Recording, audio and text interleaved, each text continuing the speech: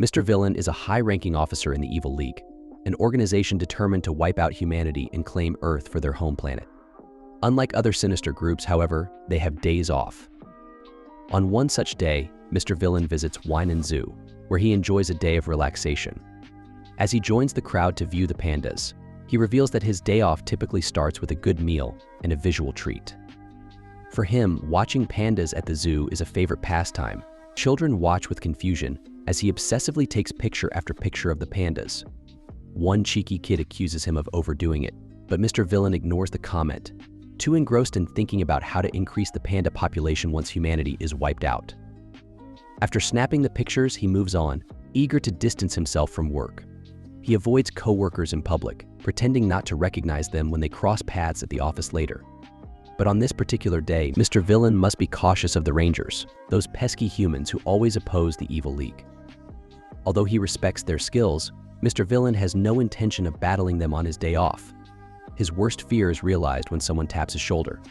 He turns to find a young man who instantly identifies him as part of the Evil League, sensing the villainous energy he emits. This man, introducing himself as Ranger Dawn Red, challenges Mr. Villain to a fight.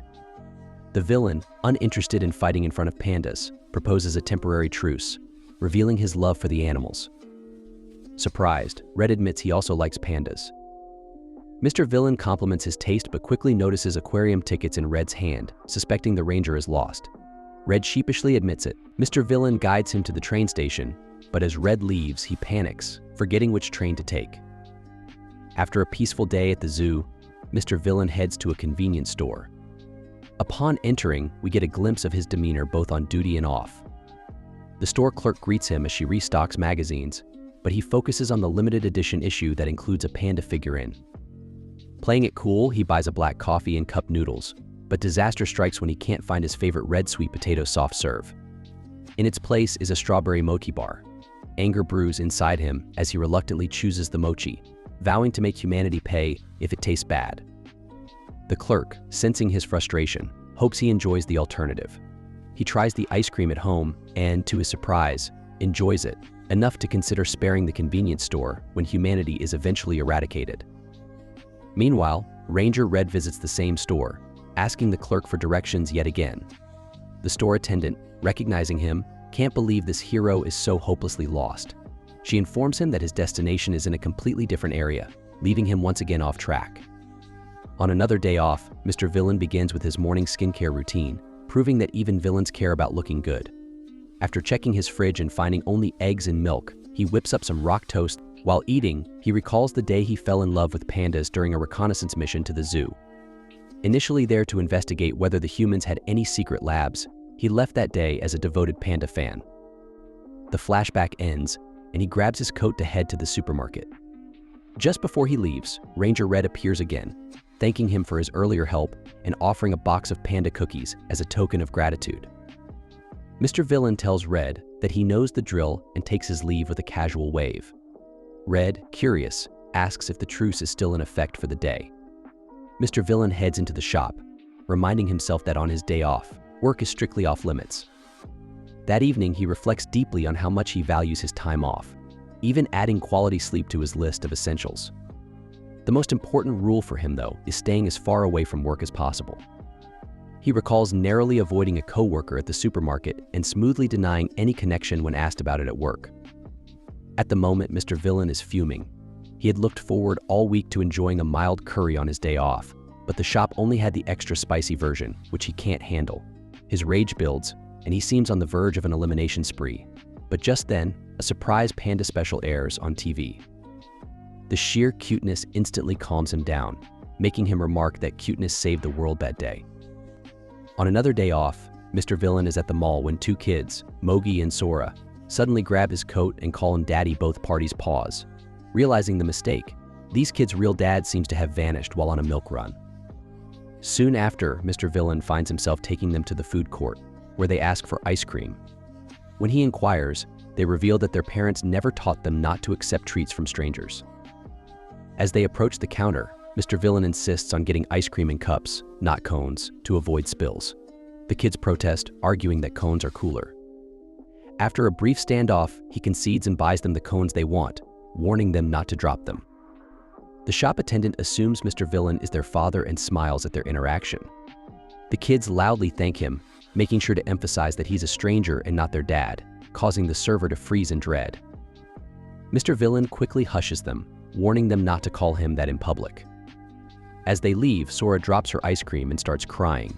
Her brother suggests that Mr. Villain buy her a crepe to cheer her up, again loudly referring to him as Mr. Stranger, who's not our dad.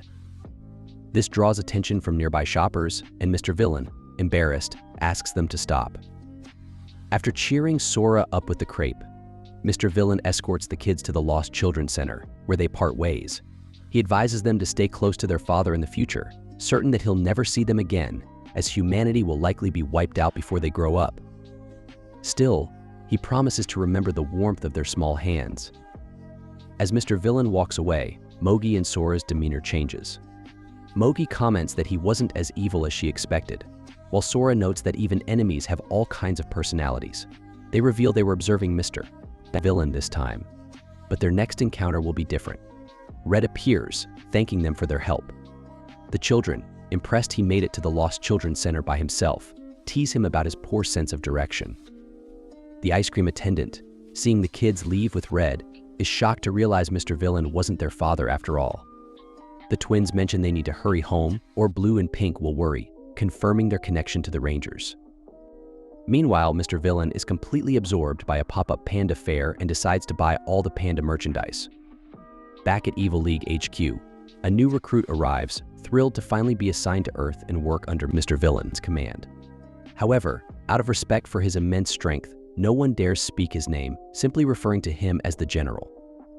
Later at work, Mr. Villain's colleague invites him to lunch at the cafeteria, but he brusquely tells him to get lost because he's too busy. He's irritated because the zoo is unveiling a baby panda, and he's stuck at the office. He calms down by gazing at a picture of the adorable panda.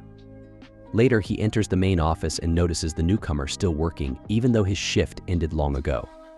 Mr. Villain dismisses him, but the rookie explains he wants to get through as much work as possible. One look from Mr. Villain is enough to make him apologize for being slow. The general inspects the paperwork and realizes most of it isn't urgent. He advises the rookie that they're in a prolonged war, and Earth won't fall in a day. He urges him to take care of his mind and body, warning that burnout is inevitable if he doesn't rest. Mr. Villain reminds the rookie that they have the next day off and advises him to make the most of it. Overjoyed that Mr. Villain spoke to him, the rookie decides to visit the zoo and is awestruck by the pandas. The following day, he excitedly tells Mr. Villain about his zoo visit, inspired by the general's love for pandas. He even brings panda-shaped chocolates as a gift, which Mr. Villain accepts. The rookie, thrilled by the recognition, leaves the office, melting with joy. That night, Mr. Villain opens the chocolates but finds them too cute to eat. He calls humans barbaric and decides to display the chocolates around his home until they expire. One evening, Mr. Villain comes home from work utterly exhausted. As he collapses on the floor, he imagines how much better life would be if a pet panda greeted him at the door. This daydream goes deeper as he envisions a world where pandas coexist with them after humanity has been wiped out. In this utopia, he'd do all kinds of activities with pandas, like playing video games. It may seem absurd, but to him, it is perfect. The next morning, he wakes up still lying on the floor, feeling reinvigorated by this vision of a panda-filled future, and his resolve to annihilate humanity strengthens once again. Later, Mr. Villain heads to the zoo after hearing that the popular consensus claims pandas have white tails. He's skeptical since their ears and limbs are black. He doubts this claim. Using this curiosity as an excuse, he buys an annual zoo pass.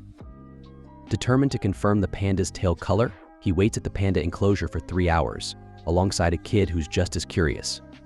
When they finally see the tail and confirm it is indeed white, the two share a victorious fist bump, celebrating their patience. At the petting zoo later, Mr. Villain encounters the same kid, who teaches him how to handle rabbits properly, revealing his dream of becoming a vet. The following day, back at work, the rookie passes by Mr. Villain's office, assuming from his intense expression that he's plotting how to destroy humanity. In reality, Mr. Villain is deeply absorbed in thinking about how to convince the League to allow rabbits in the office. On another day off, while Mr. Villain is heading home from the shop, he runs into Red. As usual, Red tries to engage him in a fight, but Mr. Villain refuses. He's off duty and holding eggs for a dish he plans to cook. Red, surprisingly understanding, steps aside, admitting that he, too, enjoys the same dish. Later, Mr. Villain even returns with an umbrella and coat for Red, guiding him back to the train station. The clueless hero is left baffled that the villain still doesn't want to fight, while Mr. Villain walks away, content with avoiding any conflict on his precious day off. Things continue peacefully as Mr. Villain wakes up from a restful sleep. However, he immediately complains about how cold the place is. He attempts to grab the remote to turn on the heat, but quickly pulls his hand back under the warm blanket. He realizes that if he stays in bed like this, he'll waste his day off, which motivates him to finally grab the remote and warm the room. He then reaches for his phone and turns it sideways. As he watches, a countdown appears, and soon a show about baby pandas starts streaming. The sight of the cute pandas warms him up on this cold morning. However, his bliss is interrupted by a call from Rooney, the annoying coworker he often dodges, especially during lunch breaks. Annoyed, Mr. Villain remembers all the times Rooney has disrupted his peace at work. He hangs up on Rooney repeatedly until, at last, he answers, warning him not to call on his day off. A hologram of Rooney appears, but it's clear the general has disabled his own video feed to avoid being seen. Rooney, panicking, says it's about an Earth monster, which piques Mr. Villain's interest. Begrudgingly, he gives Rooney 5 minutes of his precious day off. Rooney explains that he's been investigating a winter monster that invades human homes. When Mr. Villain asks about the creature's power, Rooney reveals that it uses warmth to lure in humans and trap them inside its belly. Mr. Villain, intrigued, thinks this could be useful in their plan to conquer Earth. Rooney agrees but admits that the monster has already devoured him from the waist down. Shocked, Mr. Villain demands to know why he didn't lead with that critical detail. When Rooney mentions that he's still in the control room, Mr. Villain is horrified. The monster has already breached their headquarters. Springing into action, Mr. Villain dons his legendary day off overcoat and prepares to rush to HQ. Rooney, surprised that the general is coming in on his day off, asks him to bring mandarin oranges, which are crucial for dealing with the monster. Mr. Villain, annoyed, scolds Rooney for not preparing the oranges beforehand. Thankfully, Mr. Villain had bought a box of oranges the previous day, following the recommendation of a local woman. With the oranges in hand, he flies towards the HQ, cursing Earthlings for their foolishness and urgency. Upon arriving at the sinister-looking headquarters, Mr. Villain wastes no time. He rips open the door to the control room, ready to deal with the winter monster and rescue Rooney. As Mr. Villain bursts into the control room, yelling for Rooney, he is stunned to find him sitting casually under a kotatsu, a cozy Japanese heated table covered with a blanket to trap warmth. Rooney, overjoyed to see his boss, unashamedly sheds a tear and thanks him for the rescue, despite the lack of an actual crisis. Rooney admits that he doesn't want to get up from under the kotatsu because it's so warm, though he's been needing to go to the bathroom for some time. Mr. Villain stands there, dumbfounded by the absurdity, before giving Rooney a light smack on the head for the unnecessary alarm. After a brief scolding, Mr. Villain finds himself sitting under the kotatsu with Rooney, sharing some mandarin oranges as they discuss the wintertime monster, a mere excuse to stay cozy under the heated table. On a separate evening, while taking a stroll, Mr. Villain overhears a woman excitedly talking to her partner about her limited edition panda buns, an adorable seasonal snack shaped like pandas. Intrigued, he lingers nearby to hear more. The woman explains how it's the season for Chinese buns, and she's thrilled to eat them. However, she carefully splits one of the panda buns with her partner, saying she doesn't want to overindulge. Little do they know, splitting the panda bun is a grievous offense to Mr. Villain, who watches in silent horror as the meaty insides of the bun are revealed. Later, he goes to the convenience store and stares at the display of panda buns, haunted by the image of the bun being torn apart. The store attendant, noticing his interest, cheerfully informs him that the panda buns are a limited edition treat, extra juicy this season. She admits that it's a shame to eat something so cute, but they're undeniably delicious. Mr. Villain, appreciating her understanding, leaves the store, determined to muster the courage to finally eat one. After several days of bun-eating training, where Mr. Villain tries every kind of bun, original meat, pizza, and various other flavors, the day arrives when he's finally ready to face the panda bun. He goes to the store, only to discover they've been discontinued. Devastated, he leaves empty-handed, learning the harsh reality of limited edition items. On another day off, after visiting the zoo, he discovers packs of meat buns in the frozen section of the supermarket. Overjoyed, especially with the fact that it's a 4-pack, he grabs them, knowing they'll be his breakfast the next morning. As he leaves, women nearby look at him in confusion as he gives a menacing smile, clearly thrilled with his purchase. The next morning, Mr. Villain carefully follows the instructions to prepare the buns, dampening them and wrapping them on a plate. He places them in the microwave for a minute and stretches while they heat up. When the timer rings, he opens the door, only to find the bun completely flattened. He falls to the floor in despair, horrified by the outcome, but still acknowledges that the flavor is good. Meanwhile, at Ranger HQ, Red faces the same problem. He's devastated when his own bun comes out flattened, leading to a humorous exchange where Sora explains that wrapping it too tightly creates a vacuum, causing the bun to collapse. Feeling guilty after her speech about the bun wanting to stay fluffy, Red breaks down in tears. Back in Mr. Villain's world, after getting himself a special dumpling-making container to ensure perfectly fluffy buns, he is thrilled with the results. However, the winter weather takes its toll on him emotionally. As snow covers the area, he spots some kids making a snow bunny. Once they run off, he sneaks in and builds an even bigger one next to it. But when he can't bear to leave it outside, he takes it home and places it in the fridge. Over the next few days, Mr. Villain checks on the snow bunny as it slowly melts, each time looking worse. The day it finally melts entirely, he arrives at work in a foul mood, much to the confusion of Rooney and the rookie. On another relaxing day off, Mr. Villain enjoys walking through town, soaking in the holiday atmosphere, all while paying tribute to the snow bunny in his thoughts. He later makes his way to the zoo for a calming visit to his favorite pandas. On the way, he encounters an elderly man struggling to climb the longest staircase in the world. Mr. Villain, despite his usual villainous demeanor, offers to help, carrying the man's belongings to lighten his load. Noticing the old man still struggling, Mr. Villain offers to carry him the rest of the way. When they finally reach the top, the old man, deeply appreciative, pats Mr. Villain on the back and compliments him, saying, "You're a good boy." Mr. Villain, though stoic, feels a sense of warmth from the encounter, realizing that even a villain can have moments of kindness. Mr. Villain, after helping the elderly man up the long staircase, is asked if he'd be willing to lend a hand again in the future. Without hesitation, Mr. Villain agrees, not knowing exactly what he'd be asked to do but feeling a sense of duty. He sets the old man down gently once they reach the top, and the senior waves goodbye. As he walks away, Mr. Villain ponders the fleeting nature of human life. He suspects the old man might have mistaken him for his grandson, and seeing him in such a vulnerable state leaves him contemplative, reminding him how fragile humans are. That night, Mr. Villain drifts off to sleep counting pandas. In his dreams, the old man reappears, but this time reveals himself to be Santa Claus. Taking Mr. Villain up on his offer to help, Santa brings him along to assist with the preparation for delivering gifts to children around the world. Mr. Villain wakes up the next morning with sore muscles and wonders if his dream was real, as it oddly felt like he had been doing hard labor. Despite his confusion, the day is special to him because it's Christmas, but more importantly, it's his day off. Meanwhile, a young salaryman, weary from another grueling day at work, stumbles into the convenience store like a zombie.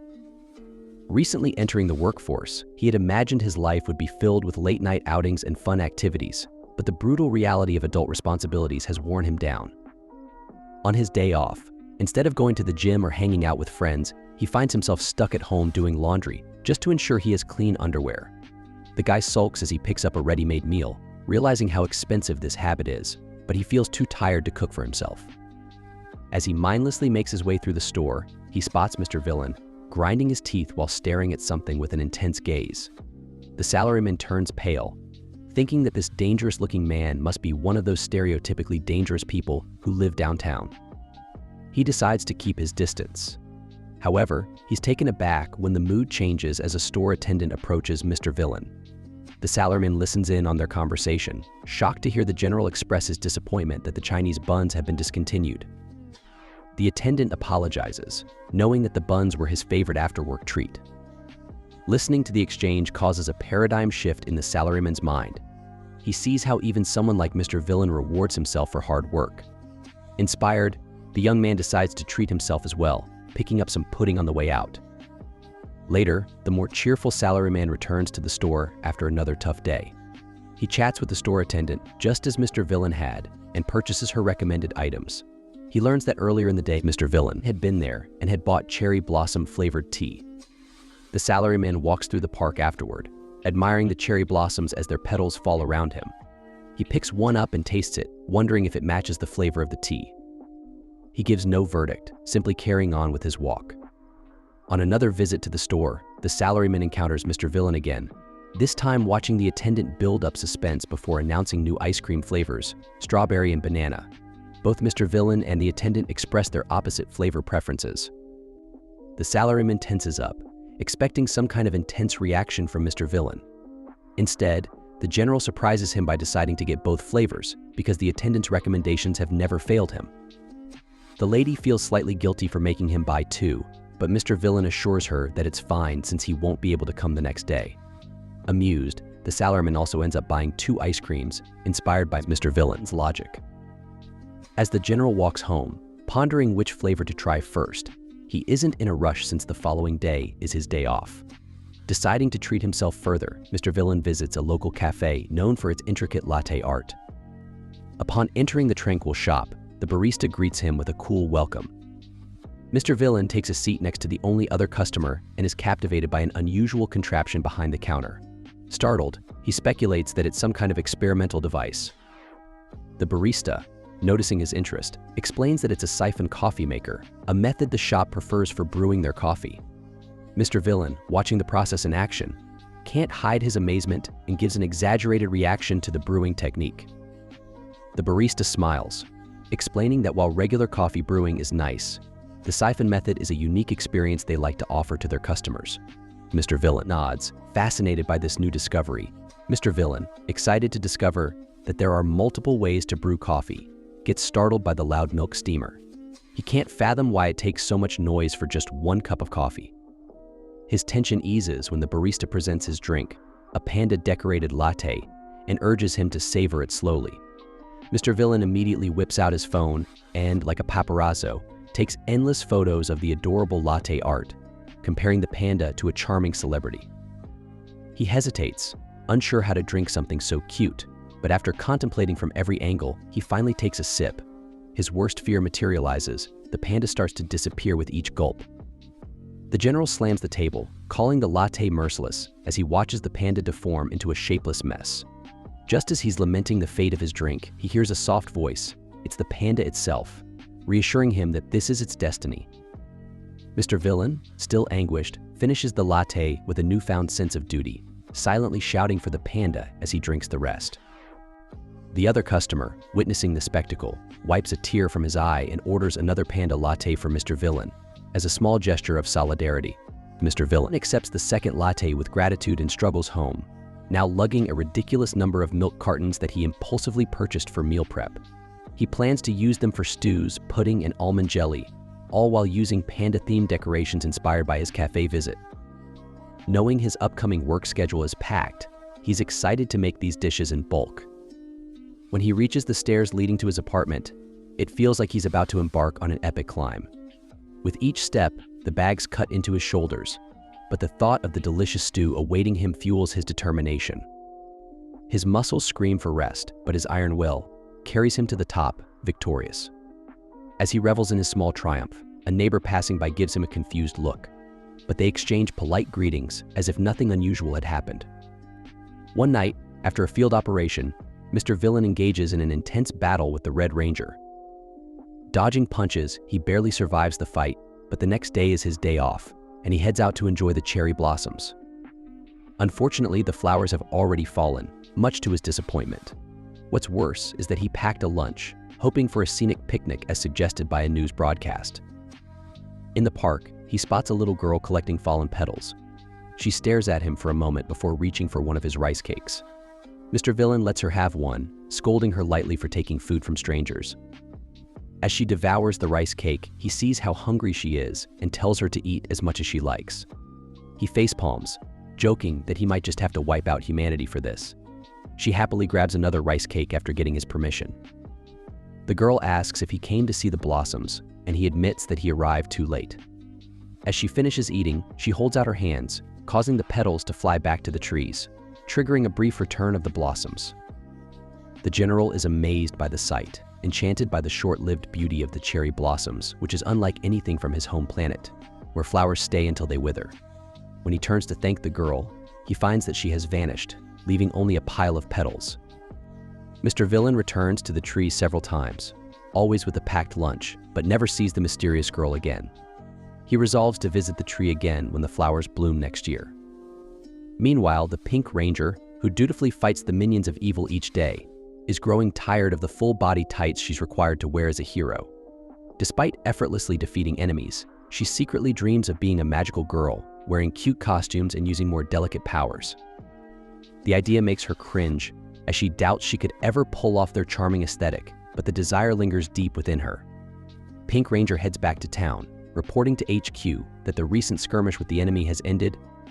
As she finishes her report, she notices a magical girl anime poster, reminding herself that she isn't suited to that world, no matter how much she secretly wishes otherwise.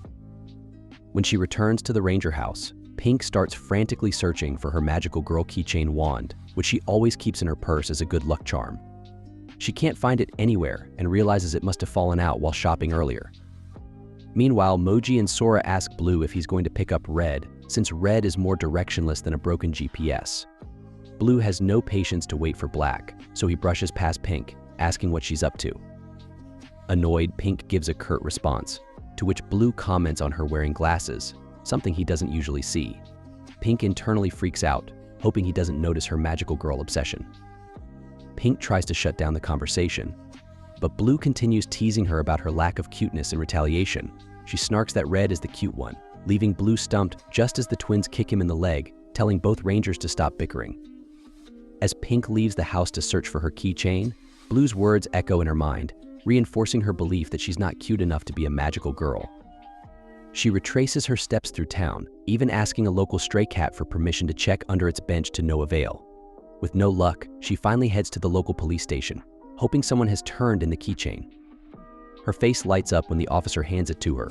Before she can thank him, the officer mentions the Good Samaritan, who found it might still be nearby, a tall man in a trench coat. Pink rushes out, determined to thank the person, and finds herself facing none other than Mr. Villain. Gently tapping him on the shoulder, she thanks him profusely for turning in her keychain. The general gives her a mysterious smile, advising her not to lose things she treasures. With a hint of playful charm, he calls her Miss Magical Girl before walking away, leaving Pink blushing. She's overwhelmed, as being called a magical girl has been her secret dream all along. As she walks home, clutching the keychain, she resolves never to lose it again. Her moment of reflection is cut short when Blue arrives, insisting on escorting her home. He warns her about walking alone so late, mentioning that everyone at the house was worried about her. Pink keeps the keychain firmly tucked in her pocket, not ready to share the day's emotions with anyone else. On his next day off, Mr. Villain heads to a panda-themed fair in the shopping district. He fondly recalls his first encounter with a panda, the creature that stole his heart. At the fair, he watches children excitedly interact with a panda mascot, and his own heart swells as he approaches, only to be coldly handed a panda prize card. Determined, he embarks on a quest to collect stamps from various shops, each one offering panda-themed goods. By the end of his shopping spree, he notices that all the items he's bought are food-based, from panda pastries to Chinese deli treats. Completing his stamp collection, Mr. Villain chooses a panda mug as his prize. He returns home, satisfied with his haul, and later enjoys a drink from the mug while reflecting on the day.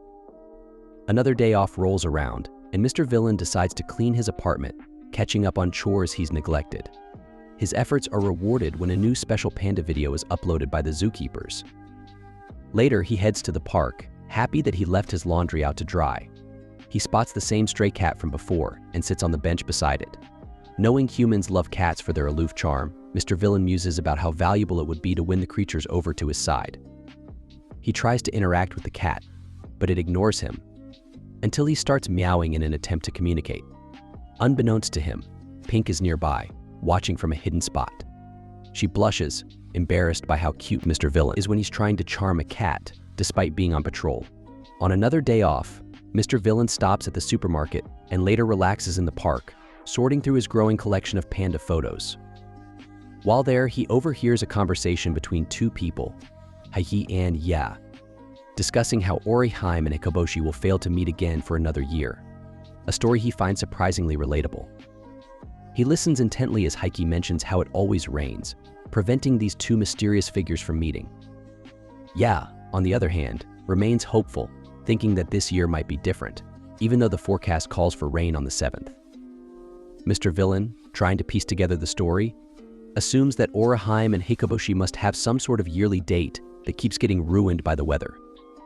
He can't help but wonder why they don't simply pick another day to meet, questioning if this particular day is the only one available to them. Hiki then gives a hint as to why they can't, remarking that Oraheim and Hikoboshi spend all their time having fun and neglect their responsibilities, which reminds him of his own parents. This prompts Ya to ask about Heike's living situation, and he reveals that he's moving in with his grandparents on the 7th, the same day as the rain and the anticipated meeting of Oraheim and Hikoboshi. As Mr. Villain processes this, Heike's words about how Oraheim and Hikoboshi get what they deserve stick with him. Before leaving, Hiki hands Ya back her game console, but she insists he keeps it since she can use her brother's. Hiki declines, wishing that someday someone would buy one just for him. Ya promises to see him off on the 7th, despite the rain. As the boy leaves, Mr. Villain, still wondering who Oraheim and Hikoboshi are, strolls through the shopping district. It isn't until he stumbles upon a sign about the upcoming Tanabata festival that the pieces fall into place. Oraheim and Hikoboshi are characters from the Tanabata legend, two celestial lovers separated by the Milky Way, only allowed to meet once a year, on the 7th. A butcher shop owner, noticing him staring at the sign, gives him a piece of paper to write his wish for Tanabata. Confused at first, the shopkeeper explains that people write wishes and hang them on bamboo trees during the festival, giving examples like world peace. Initially, Mr. Villain thinks about wishing for humanity's downfall, but before he can write it down, the butcher hands him a croquette, fresh and crispy. As he takes a bite, he realizes how good it is, and his mood softens. Instead of a dark wish, he writes a more noble one, hoping that Heike and Ya can have their meeting before the boy moves away with his grandparents. After hanging his wish, he supports the shop by buying 2 more croquettes, while contemplating his surprising act of kindness. Reflecting on his actions, Mr. Villain feels more like a hero than a villain. Meanwhile, back with the Rangers, Red is busy making his own wishes to hang on the bamboo tree. The twins find him and tease him for making too many wishes, noting that he still hasn't wished for something that would truly help him, a sense of direction. Red explains that Blue already made that wish for him, so he used his request to wish for things that could help everyone. Satisfied with his reasoning, the twins follow his example and make a wish for Blue to stop having his frequent stomach aches. Elsewhere, Mr. Villain finds himself on a beach during a particularly hot day. As he sits, a young girl joins him, quietly building a sandcastle beside him. Inspired by her, Mr. Villain starts building his own sand creation, mimicking her actions but in a more intense, aggressive way. When the girl notices him copying her, she flashes a creepy smile that makes him question who the real villain is. Despite the unsettling smile, they continue building their respective sandcastles in silence, acknowledging each other's work with a thumbs up. Their moment of triumph is short-lived, however, as the ocean waves crash in, destroying both their sandcastles in an instant. The girl taps Mr. Villain's shoulder and, with a smile full of optimism, tells him we'll build again. Moved by her resilience, Mr. Villain agrees, stating they'll build something even better next time. The story takes a sharp turn as Mr. Villain returns to his duties, this time in battle against the Rangers, alongside his colleague Trigger, a jealous subordinate from the Evil League. Trigger can't stand Mr. Villain and is constantly questioning why someone as seemingly unimpressive as him was given the rank of general. After the battle, Trigger follows Mr. Villain, hoping to find something to discredit him. As they walk, Mr. Villain suddenly stops, staring intently at something. Trigger, thinking he's spotted an enemy, gets ready for action, only to realize that Mr. Villain has spotted a food van selling panda crepes.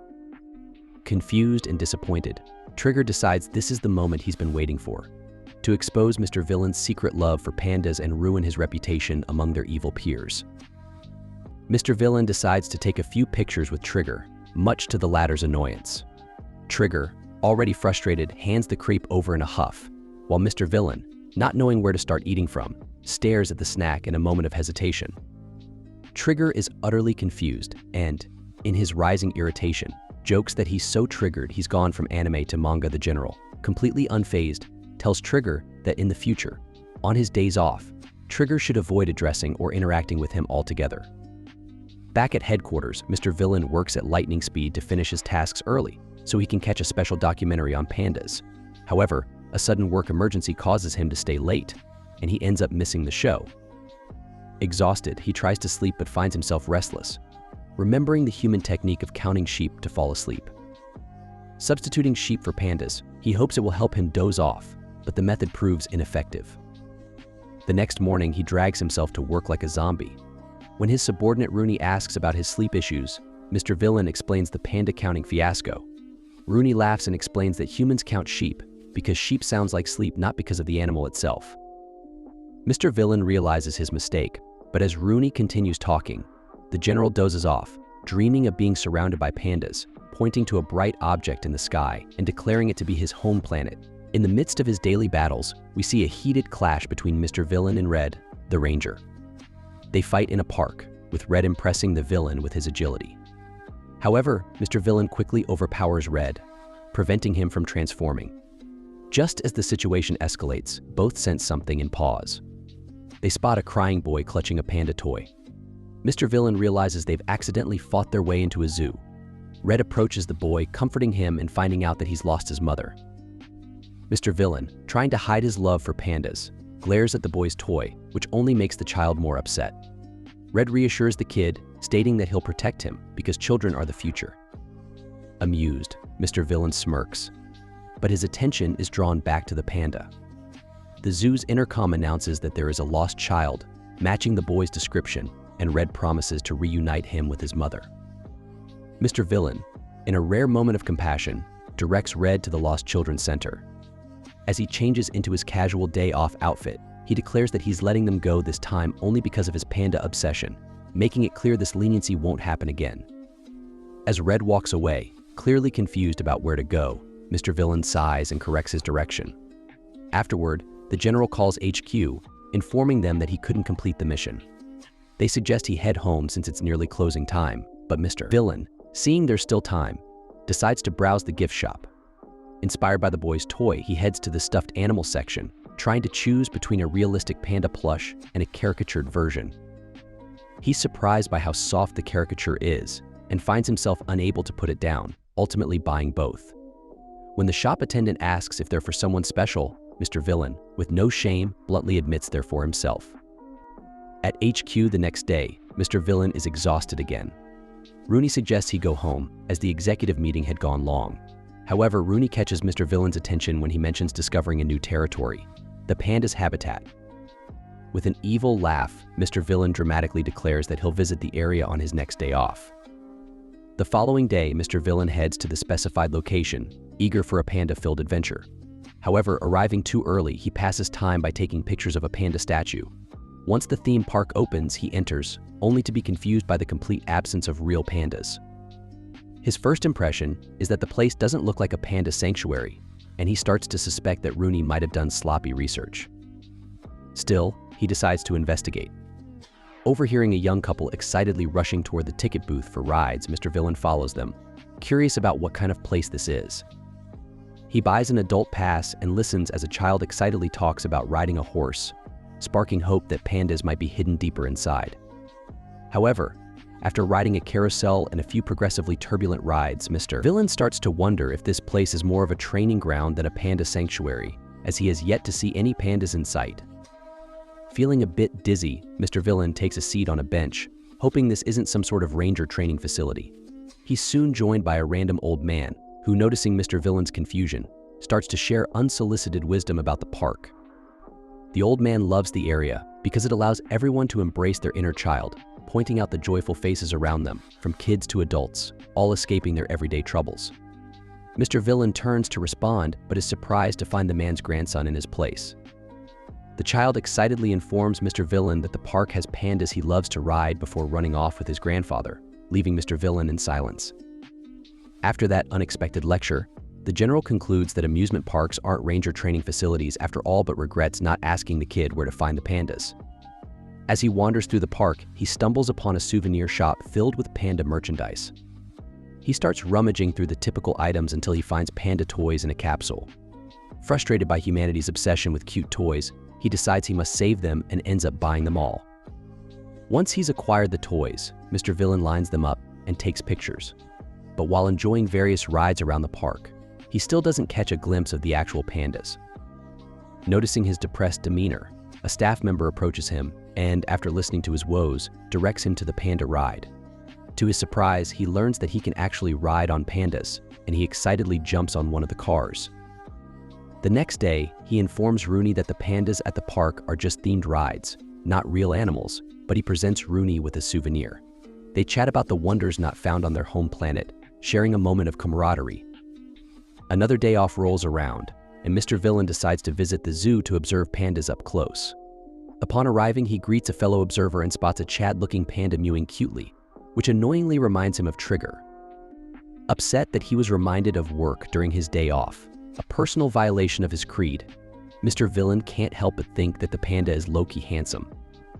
His attention shifts back to snapping pictures of the pandas as they do adorable things. The following workday, he sees Trigger and can't help but laugh at the thoughts of what his colleague would say if he were a panda. Trigger, growing increasingly irritated, demands to know what Mr. Villain finds so amusing.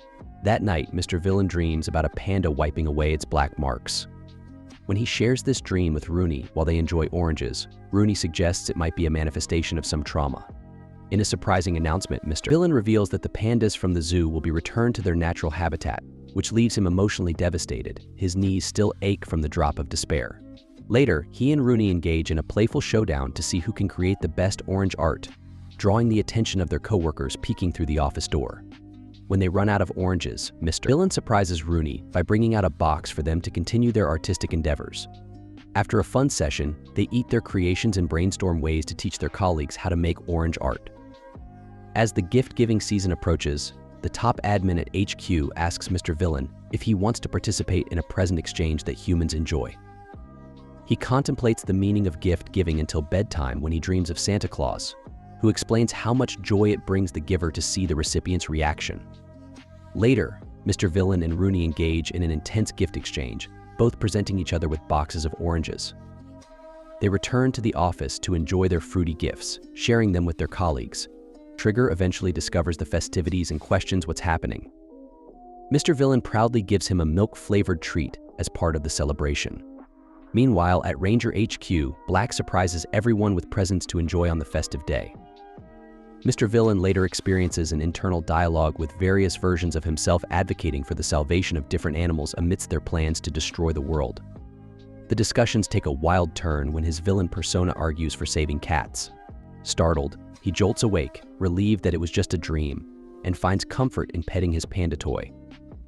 After a long day of work, Mr. Villain heads home and notices a stray cat he's been seeing near the convenience store. Impatient, he walks past the store's entrance and calls for the cat, but pauses when he spots Black feeding the feline. Black pets the cat as it eats and, upon noticing Mr. Villain, turns to greet him. The general steps back, locking eyes with Black, and they exchange greetings, with Black encouraging Mr. Villain to come closer. As they both watch the cat enjoy its meal, Mr. Villain internally comments on how cute it is, particularly captivated by its tail, which sways like it has a mind of its own. He wishes he could pet the cat, especially when it nestles against Black, making him reconsider his life choices. Black gently asks if the cat is still hungry but admits it's all the food he has for the day, continuing to pet the feline. Mr. Villain trembles, wondering how Black managed to gain the cat's trust so easily when he hasn't even been able to touch it. As their time with the cat winds down, Black bids it farewell. Just as he's about to leave, Mr. Villain asks him to wait. Black pauses, understanding Mr. Villain's expression, and offers him a cat treat, allowing him a chance to get closer to the stray.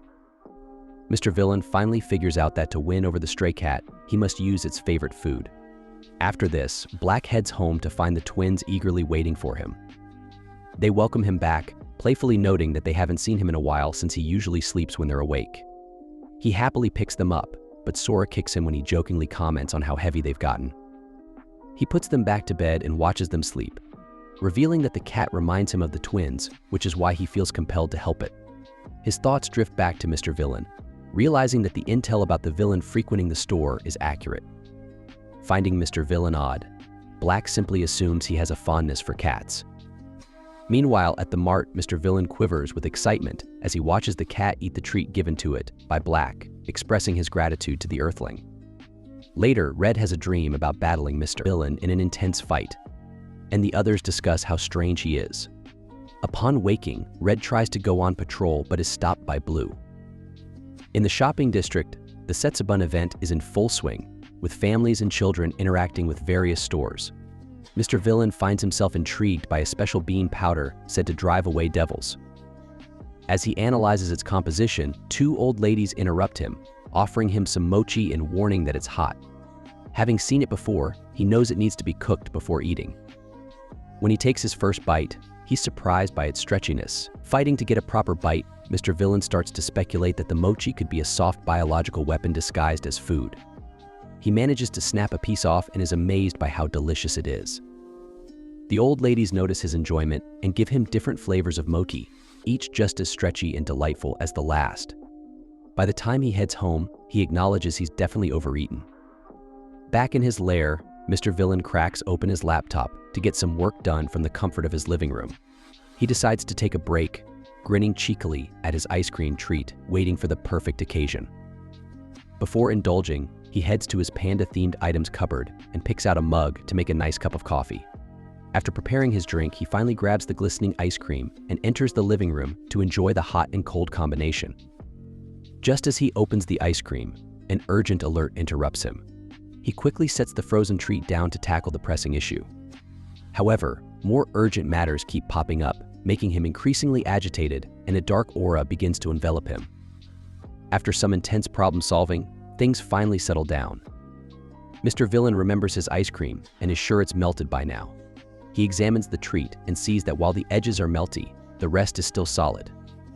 Picking up his spoon, he takes a bite, gasping in surprise before reverting to his casual state, commenting on how great it tastes. Apparently, he's eating it at the ideal time. As night falls, Mr. Villain finds himself facing a dilemma. A pot of cup noodles sits before him. He ate dinner early but finds himself hungry again before the day ends. He contemplates going to bed in this state but isn't tired yet, and it's too late for anything heavy. The instant noodles tempt him, and suddenly the two panda characters on the packaging come to life. One acts as an angel, warning him against eating at this hour, while the other plays the devil, insisting that midnight noodles are the tastiest thing in the universe. Being Mr. Villain, he succumbs to temptation and soon finds himself boiling water and pouring it into the cup, reflecting on how his will is too weak to wipe out humanity. When the noodles are ready, he carries the cup to the living room. After taking a first bite, he concedes that it tastes good.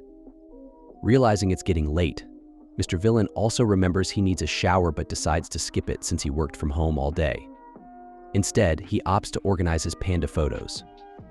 However, his guilt seems to manifest through the stuffed panda sitting on the couch, seemingly urging him to get a shower. Quickly heading to the bathroom, he rinses off but, feeling lazy, decides to skip brushing his teeth and drying his hair, deeming it too much effort. A stern look from the panda prompts him to quickly return to the bathroom to brush his teeth. While sitting down, he remembers he has some frozen food that he can eat and puts it in the microwave. Just as he returns to blow dry his hair, the lights suddenly go out.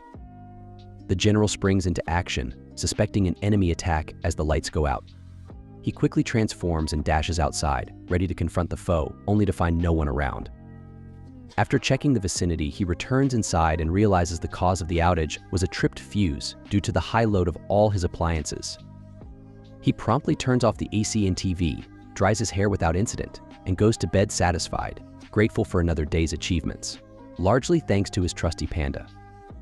As the season of love arrives, Pink visits a heart-themed mall, hoping to find cute yet affordable gifts for her fellow Rangers and the staff at HQ. She starts by purchasing a selection box of chocolates and finds the smallest chocolate bar for Blue as a playful jab at their banter.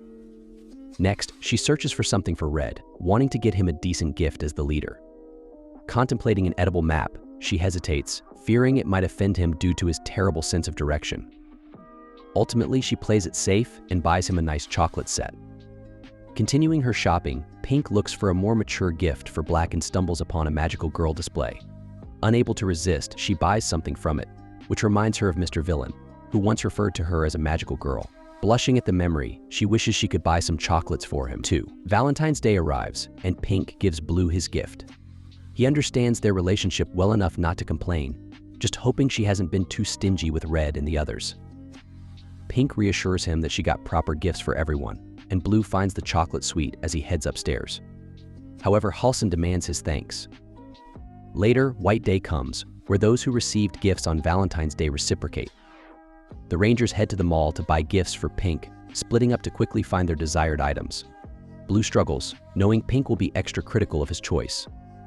He warns the twins not to let her know about his struggle, prompting them to excuse themselves in search of Red, suspecting he is lost again. Their suspicions are correct. Blue then has a flashback revealing his backstory. His father was a ranger who lost his life on the job, leading him to inherit his powers. After Pink joined the team, they didn't get along initially because she disliked the hero suits. They managed to tolerate each other for a couple of years until the twins, Sora and Mogi, joined, having inherited the Green Ranger's energy. During this time, Red and Pink continued their training until the twins went missing. Blue and Pink sprang into action to find them, during which Pink attempted to express her desire for friendship, but Blue refused, seeing her more as a younger sister. Their conversation is cut short when they sense a pulse of green energy. The twins, holding hands, transform into the Green Ranger, shocking Blue and Pink. The Green Ranger asks for their parents, leading Blue to inform them they are gone but promising that he and the staff will care for them. Pink joins in, promising they'll always be together as their older siblings. The twins feel comforted, knowing they won't be alone. After this heartwarming moment, Blue teases Pink for her little speech, and the two are treated to snacks by Black, who mentions that Sora and Mogi's energy is weak because they share one Ranger's energy. They must fuse to transform.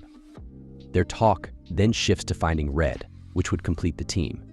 Soon after, they spot Red, who joins them. Blue's flashback ends with the twins and Pink waking him up because they need something from him at night. Meanwhile, Black roams the streets, reflecting on the duty of raising the next generation of Rangers, promising his predecessors that he will fulfill this responsibility well. As spring arrives, the cherry blossom tree blooms again and its spirit manifests. Another tree nearby takes the form of a boy, who becomes interested in Pink as he watches her gaze at park visitors. The boy blushes while observing her and is shocked when Mr. Villain approaches, bringing a packed bento for the cherry spirit, a promise he made the previous year. The other tree observes as the girl smiles while enjoying a triangular rice cake.